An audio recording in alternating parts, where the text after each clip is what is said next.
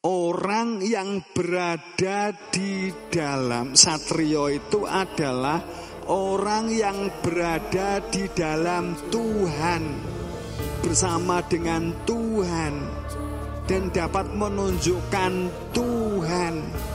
Piningit disembunyikan, sebab kalau ini dibuka orang benci. Satrio piningit.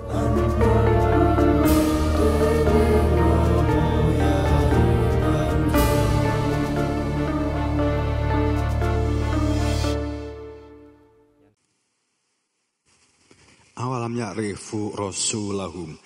Saat risalah itu diingkari, karena mengingkari keberadaan sang pembawa risalah,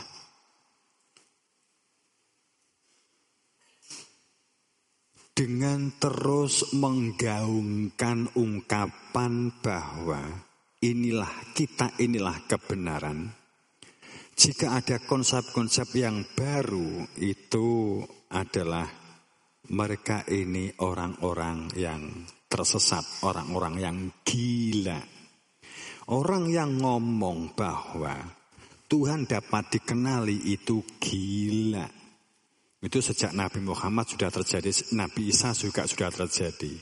Siapa yang mengatakan dapat melihat Allah, gila.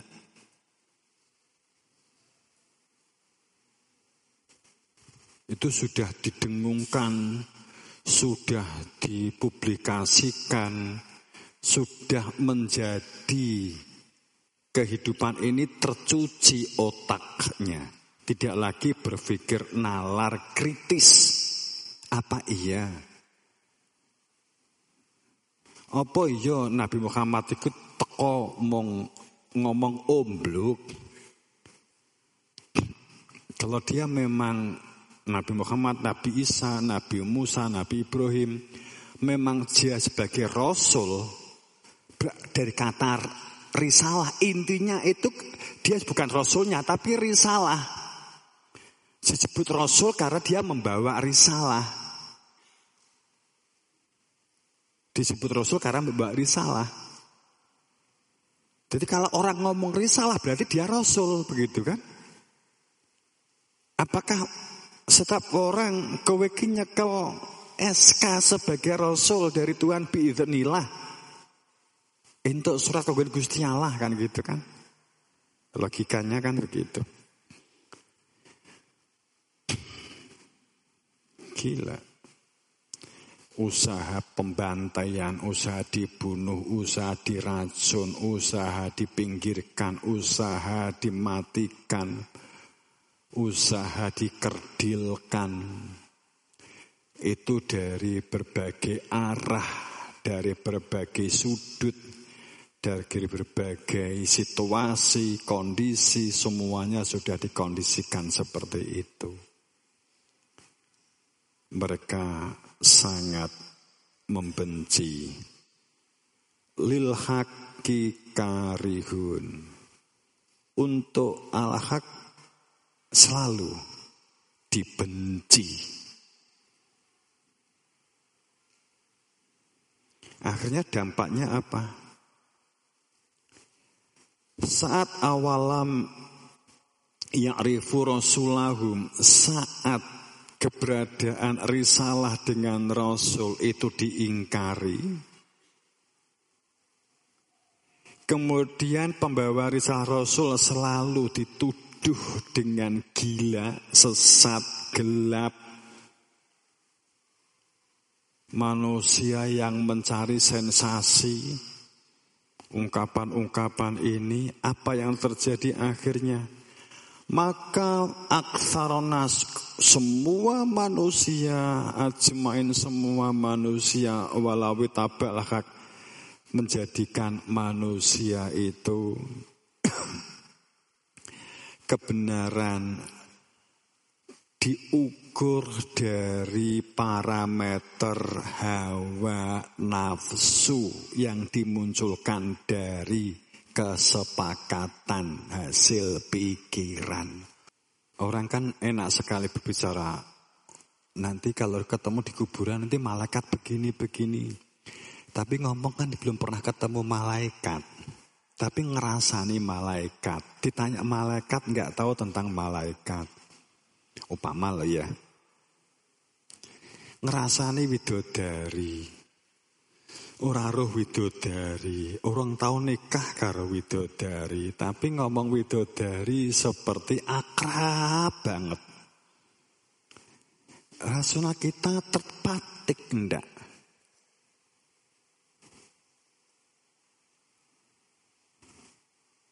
Tersulut enggak?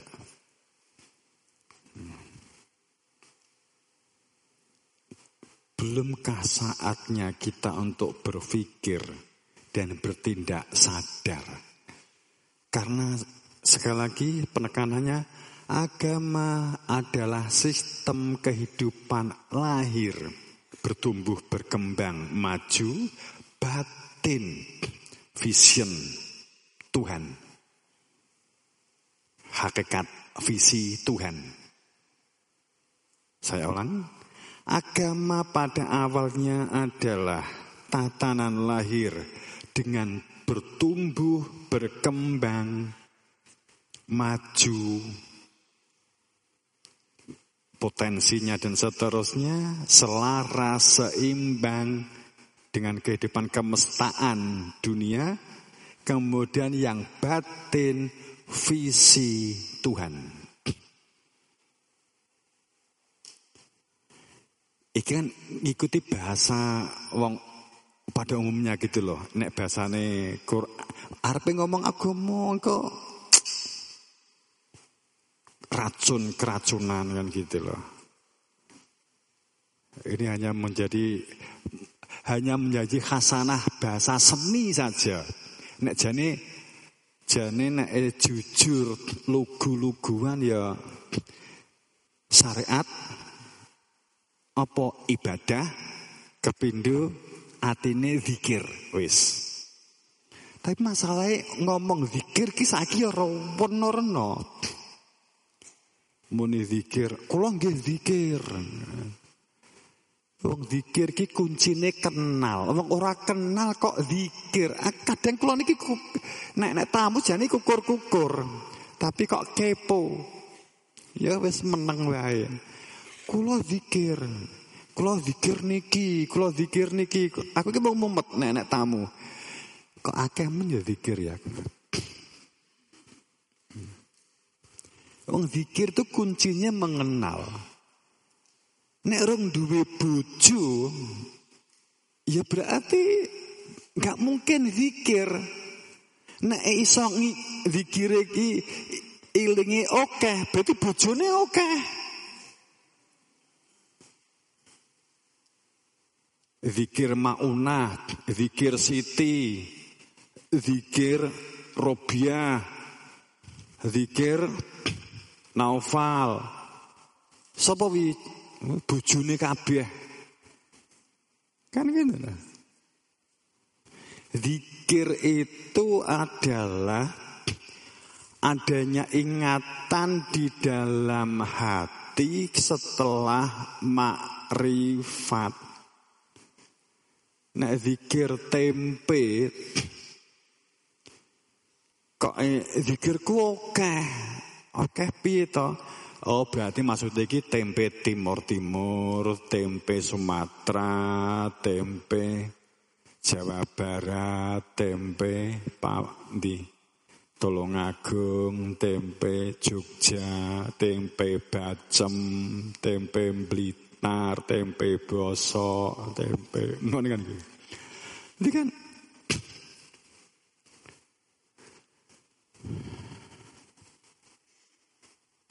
masa enek Tuhan bosok, Tuhan apik, Tuhan bagus ya.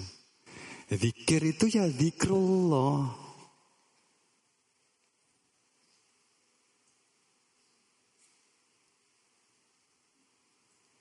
Enek sing dikatakan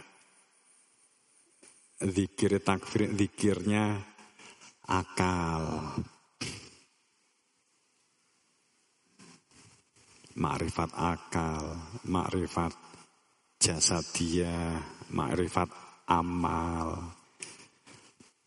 definisi-definisi muncul itu karena kebingungan. Karena pada dasarnya tidak mengenal, sehingga mencoba mengenalnya melalui definisi dan deskripsi. Oke.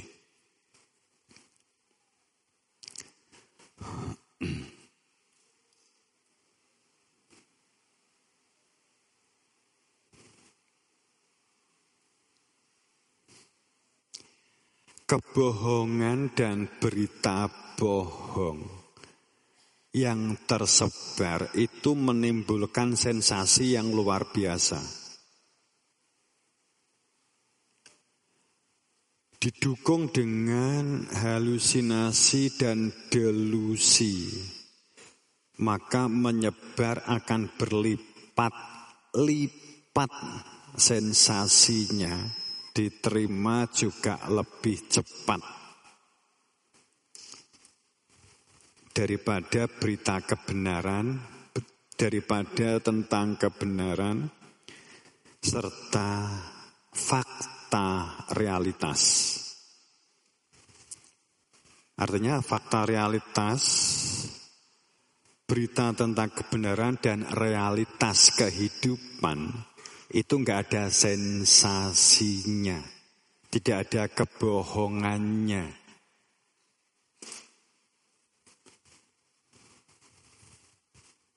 Maka sekarang ini orang yang pinter bohong semakin laku di media sosial. Kowe saya pinter kemampuan ngemas bohong, maka semakin mudah untuk memperoleh cuan. Walaupun kamu memperolehnya itu juga dari kebohongan. Sehingga untuk menjadi pion kebohongan di situasi saat ini. Dan intinya Dajjal itu adalah kebohongan. Intinya Dajjal akumulasi kebohongan. Siapa yang mengingkari kebenaran, siapa yang mengingkari risalah kebenaran, siapa yang berpaling dari ayat-ayat fakta realitas kebenaran, mereka berangsur-angsur menuju kebinasaan. Dengan cara yang mereka tidak sadari, dengan cara yang mereka tidak pahami, tahu-tahu telah terperosok ke dalam kehancuran. Loh, padahal sudah benar yang saya lakukan, tapi kok saya hancur ya? Gitu. Waladi kadzabu bi ayatina. Saat mereka mengingkari ayat, mengingkari kebenaran, mengingkari pembawa kebenaran, mengingkari adanya kebenaran, itu ada yang membawa sebagai kebenaran. Adanya kebenaran risalah Rasul, ada yang membawa kebenaran Rasul, maka manusia menuju kepada kebinasaan. Padahal jelas wa mimman khalaqna ummah yahduna bil haq wa bihi ya'dilun. Untuk berbuat adil, untuk berbuat benar di dalam kebenaran dan di dalam keadilan yang menuju kemakmuran, artinya bertumbuh dan berkembang. Itu hanya jika seseorang itu berada di dalam hidayah. Jika seseorang itu menemui orang yang membawa hidayah, jika menemui orang yang dapat menunjukkan apa itu terang, cahaya, yang dengan terang itu sehingga kita dapat berjalan. Sehingga kita tidak mengajarkan doktrin, tapi mengajarkan realitas kehidupan. Dan pasti ada. Wa mimman khalaqnal ummah. pasti kami adakan di antara kamu di zamanmu, sewaktu dengan kamu, seruang dan sewaktu dengan zamanmu. Di antara umat ada miman, ada orang yahduna yang berada di dalam hidayah, menunjukkan hidayah, dan dengan al-haq sebagai al-haq, kalimatnya bak majrur bil haq, dengan al-haq sebagai al-haq, pelaku al-haq. Wabihi adilun, hanya dengan itu maka akan memunculkan, menumbuhkan keadilan yang menuju kemakmuran, berkeadilan. Maka ini yang kenapa dasarnya sebagai ratu adil. Nah, paranormal ratu adil berarti wedok kan gitu. Kalau masalah khalifatullah, khalifahnya Allah, khalifah dalam pengertian wakil muwakal, itu sudah tidak dideskripsikan sebagai gender laki-laki atau perempuan.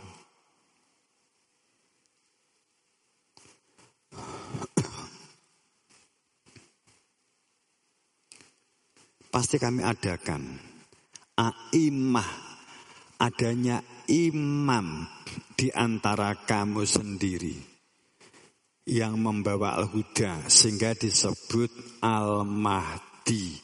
Karena imam mahdi itu disebut sebagai imam mahdi karena memang dari asal kata itu adalah huda, itu adalah terang, kemudian ketambahan menjadi pelaku adanya mim, mahdi. Orang yang berada di dalam hidayah berhak memberi hidayah, kemudian disebut sebagai imamnya orang-orang yang memperoleh hidayah karena memang meminta hidayah.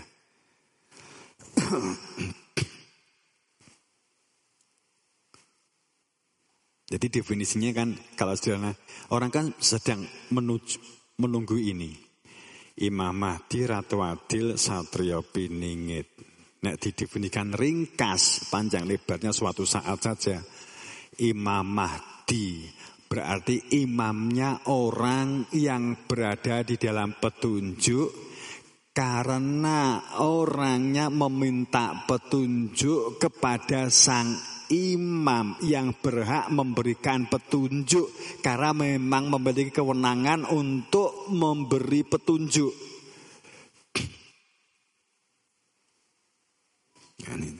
Itu Imam Mahdi. Secara semantik bahasa, Mahdi bukan sekedar pemimpin negara, tapi ada unsur semantik bahasanya. Semantik bahasanya itu Mahdi dari kata huda. Huda itu hidayah, hidayah itu terang. Pasti berkaitan dengan itu. Jangan berdiri sendiri kemudian pemimpin sing Satrio Piningit juga sama. Dari semantik bahasanya, dari asal usul bahasa, itu memang dari kata Satrio Piningit. Satrio itu apa? Orang yang berada di dalam, Satrio itu adalah orang yang berada di dalam Tuhan, bersama dengan Tuhan, dan dapat menunjukkan Tuhan. Piningit disembunyikan, sebab kalau ini dibuka orang benci. Satrio Piningit.